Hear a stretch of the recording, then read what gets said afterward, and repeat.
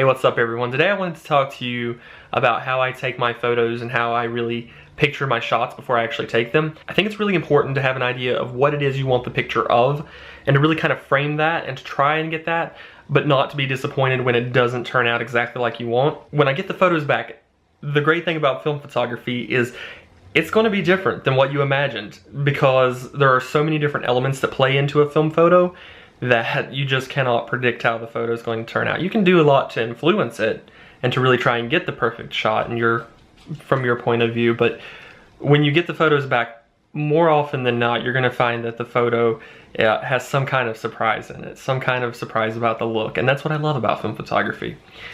So I sent off some photos to my lab, oldschoolphotolab.com. Great place to have your film developed if you're looking for a lab to have your film processed and scanned, because I really don't have the time to develop my own film, and then scan my film onto the computer so that I can show you guys and upload it to my online portfolios and things like that. If you're looking for a lab that does all that, oldschoolphotolab.com is perfect. But back to the topic. The other day I was out of town, and if you watch this channel, you know that I take a ton of photos of just random stuff, of people and plants and animals and just whatever I see. Because I love to take pictures. But a lot of times I really do have an idea, and I really do like to try and frame that, and I try to get the shot that I imagine. And I was so happy when I got back my photos this past time from oldschoolphotolab.com.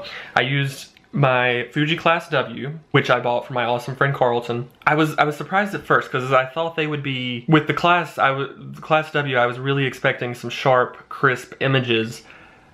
But when I looked at the photos, I was getting more of what I had actually pictured, if that makes sense. And so I took a lot of shots for this one here. I took like 5 or 6 of my hand pressed up against a really foggy, cloudy glass, and there were some trees in the background. And I thought, there's probably no way that this shot's actually going to turn out how I imagined it, because I tried some with flash, I tried some without flash. The lighting was not good. But then when I got the shots back, out of the 5, there was one that was exactly what I wanted. It was exactly what I wanted, because I try and have a sort of emotional vibe to the photos that I take, and a lot of time that doesn't come across, but this time it really did. I got this creepy sort of mysterious looking photo, and I love it.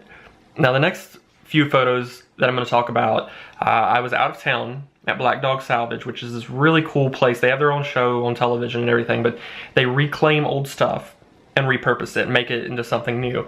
And I had so many cool things to take photos of, and I don't think they care if you take photos in their store, which is humongous, by the way.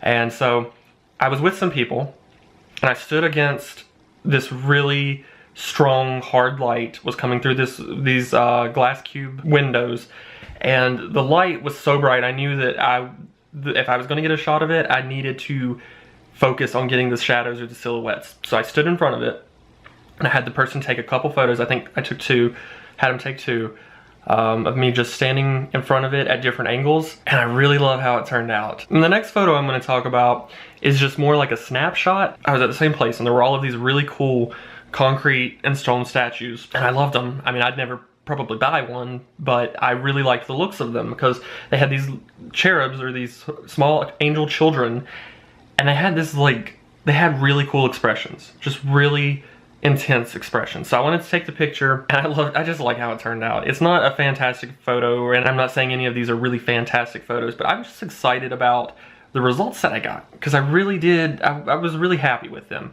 And I don't know how much of that was me, I don't know how much of that was my photo lab. I think it's a little bit of both. With film photography, you've got so many different elements. You've got the camera, the photographer, the lab. It all really plays into the end result. And I'm just going to show you a couple other photos that I got from this same this same roll that I sent off to them. And let me know in the comments below if when you're taking a photo, if you like to compose your photo and really get that perfect shot, the one that you have in mind, or if you like to just take a lot of snapshots and just kind of go with it and see what happens spur of the moment. I would say I'm a little bit of both, because I really do like both. But let me know in the comments below what you think and how you feel about it.